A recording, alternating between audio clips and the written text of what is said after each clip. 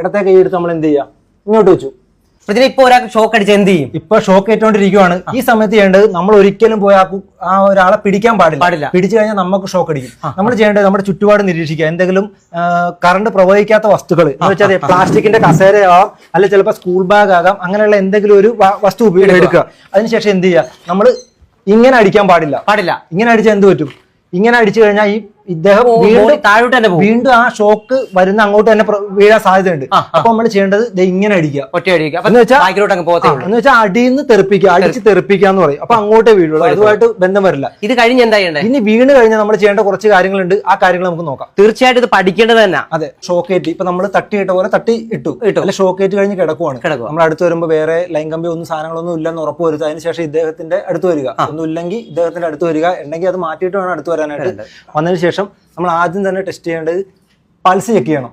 ഇവിടെ ഇങ്ങനെ പിടിച്ചു. പൾസ് എന്ന് പറഞ്ഞാൽ നമ്മൾ ഈ കയ്യിലൊക്കെ പൾസ് നോക്കിയാൽ കിട്ടത്തില്ല. ഇവിടെ കറക്റ്റ് ആയിട്ട് കിട്ടും. ഇവിടെ കിട്ടും. ഇതിന്റെ കരോട്ടിഡ് പൾസ് എന്നാണ്. ഈ പൾസ് നമ്മൾ എല്ലാവരും ഒന്ന് വെച്ച് നോക്കി അറിയാൻ പറ്റും. നല്ല ടിക് ടിക് ടിക് ടിക് എന്ന് പറഞ്ഞാൽ അപ്പൊ നമ്മുടെ ഏത് പൾസ് കിട്ടിയാലും ഈ ഒരു കരോട്ടിഡ് പൾസ് നമുക്ക് കിട്ടും. അപ്പൊ അവിടെ ഒന്ന് ടച്ച് ചെയ്ത് നോക്കുക, രണ്ടുപേരിൽ വെച്ചിട്ട്. അത് ഉണ്ടെങ്കിൽ അദ്ദേഹത്തിന് ശ്വസിക്കാൻ പറ്റുന്നുണ്ട്, വേറെ കുഴപ്പങ്ങളൊന്നുമില്ല. അപ്പൊ വേറെ ഒന്നും ചെയ്യണ്ട, അതിന് വേണ്ടി ചെയ്യണം. കാരണം ഇദ്ദേഹത്തിന്റെ ചിലപ്പോൾ നാക്ക് ഈ ഷോക്ക് അടിക്കുന്ന സമയത്ത് ഇങ്ങനെ കടിച്ചിരിക്കും, അല്ലെങ്കിൽ നാക്ക് അകത്തോട്ട് ഇറങ്ങിയിരിക്കും. അപ്പൊ നമ്മൾ എന്ത് ചെയ്യുക, ഇദ്ദേഹത്തിന്റെ വാ തുറന്നതിന് ശേഷം നാക്കൊന്ന് പുറത്തേക്ക് വെക്കുക, അല്ലെങ്കിൽ ക്ലിയർ ചെയ്യുക, ആ എയർവേ ക്ലിയർ ചെയ്യുക. അപ്പൊ ചിലപ്പോൾ ഇങ്ങനെയൊക്കെ ഇരിക്കുമായിരിക്കും. അപ്പൊ നമ്മൾ എന്ത് ചെയ്യുക, കഴുത്ത് ഇങ്ങനെ ഒന്ന് നേരെ വെച്ച് കൊടുത്താൽ മതി. അപ്പൊ ഇവിടെ നിന്ന് നേരെയായി എയർവേ ക്ലിയർ ആവും. അതാണ് നമ്മൾ ആദ്യമായിട്ട് ചെയ്യേണ്ടത്. അപ്പൊ ഇദ്ദേഹത്തിന് വേറൊരു കുഴപ്പമൊന്നും ഇല്ലെങ്കിൽ ഇനി ചെയ്യേണ്ട അടുത്ത ഇതെന്ന് പറഞ്ഞാൽ ഏറ്റവും വലിയൊരു കാര്യമാണ് റിക്കവറി പൊസിഷൻ എന്ന് പറയും. അതെങ്ങനെയാ പഠിച്ചത്? അത് ഇന്റർനാഷണൽ ലെവലിലുള്ള ഒരു പൊസിഷനാണ്. നമ്മൾ യൂട്യൂബ് കാര്യങ്ങളൊക്കെ എടുത്ത് നോക്കി അറിയാൻ പറ്റും. ഇപ്പൊ നിങ്ങൾ വീഡിയോ കാണുന്നവർ നോക്കിയാൽ കാണാൻ പറ്റും. റിക്കവറി പൊസിഷൻ എന്താണെന്ന് നോക്കി നിങ്ങൾക്ക് അറിയാൻ പറ്റും. അതിനായിട്ട് ചെയ്യേണ്ടത് നമ്മുടെ ഈ ഇടത്തെ കൈ എടുത്ത് നമ്മൾ എന്ത് ചെയ്യുക, ഇങ്ങോട്ട് വെച്ചു. അതിനുശേഷം വലത്തെ കൈ എടുത്ത് ഇവിടെ ഇങ്ങനെ വെച്ചു. എന്നിട്ട് ഈ കാല് ഇങ്ങനെ മടക്കി വെച്ചു.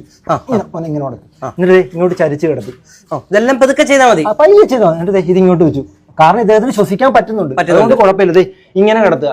ഈ സംഭവം ചെയ്യേണ്ടത് നമ്മളിപ്പോ ഒരാൾ വെള്ളത്തിൽ വീഴിയല്ലേ, വെള്ളത്തിൽ വീണ് എടുത്ത ഒരാൾക്ക് ശ്വാസമൊക്കെ ഉണ്ടെങ്കിലും ഇങ്ങനെയാണ് കിടത്തേണ്ടത്. ഇങ്ങനെ കിടക്കണം. റിക്കവറി പൊസിഷൻ എന്ന് പറയും. ഈ പൊസിഷൻ കിടത്തുക. ഇതാണ് ചെയ്യേണ്ടത്. അപ്പൊ കൃത്യമായിട്ട് ശ്വാസം കിട്ടും. ഇനി ഇപ്പൊ ഈ മോന് വേറെ പ്രശ്നങ്ങളൊന്നുമില്ല, ഷോക്ക് അടിച്ചിട്ട് വേറെ കുഴപ്പങ്ങളൊന്നുമില്ല.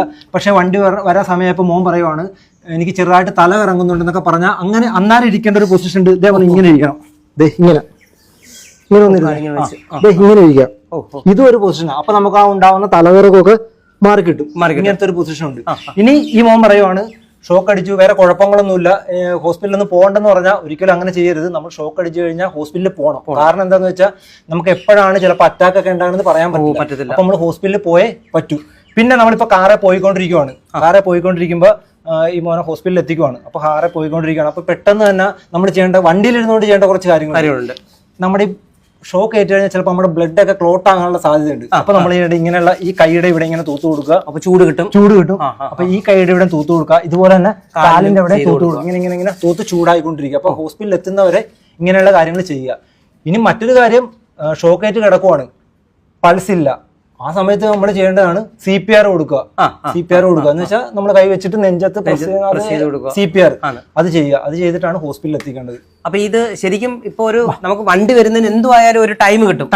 ആ ഒരു ഗ്യാപ്പിനകത്ത് നമ്മൾ ഇത്രയും കാര്യങ്ങൾ ചെയ്യണം. അല്ല നമ്മളൊരു ആളെ ഷോക്ക് ഏറ്റ് കഴിഞ്ഞാൽ അയാളെ വെറുതെ എടുത്ത് ഹോസ്പിറ്റലിൽ കൊണ്ടുപോയി ഉറപ്പായിട്ടും ആളുടെ കാര്യം ഇതാവും. ഒന്നാമത്തെ കാര്യം പ്രചന ഇപ്പൊ ഈ മഴയും ഒക്കെ ആവുന്നുണ്ട്, ഈ സ്വിച്ച് ബോർഡുകളും ഒക്കെ കറണ്ട് കൂടുതലായിട്ട് വരുന്ന ഒരു സമയമാണ്. പിന്നെ ഏറ്റവും പ്രധാനപ്പെട്ട കാര്യം എന്ന് വെച്ചാൽ നമ്മൾ ഈ ചാർജർ കുത്തിയിട്ടിട്ട് ചാർജറിന്റെ വള്ളി എല്ലായിടത്തും തൂങ്ങി കിടക്കും. അപ്പൊ അത് ഈ പിള്ളേർ കുഞ്ഞു കുട്ടികളൊക്കെ ഉള്ള വീടാണെങ്കിൽ നമ്മളെ ശ്രദ്ധിക്കണം. നമ്മൾ മൊബൈൽ ഊരിട്ട് അങ്ങ് പോകും. ഇതെടുത്ത് വായിൽ വെക്കാൻ സാധ്യതയുണ്ട്. അപ്പൊ അതൊക്കെ ശ്രദ്ധിക്കുക. നനഞ്ഞ കൈ കൊണ്ട് പിടിക്കാതിരിക്കുക. പിന്നെ അയൺ ബോക്സ് ചെയ്യുവാണെങ്കിൽ നമ്മൾ ചെരുപ്പിട്ട് ചെയ്യുക.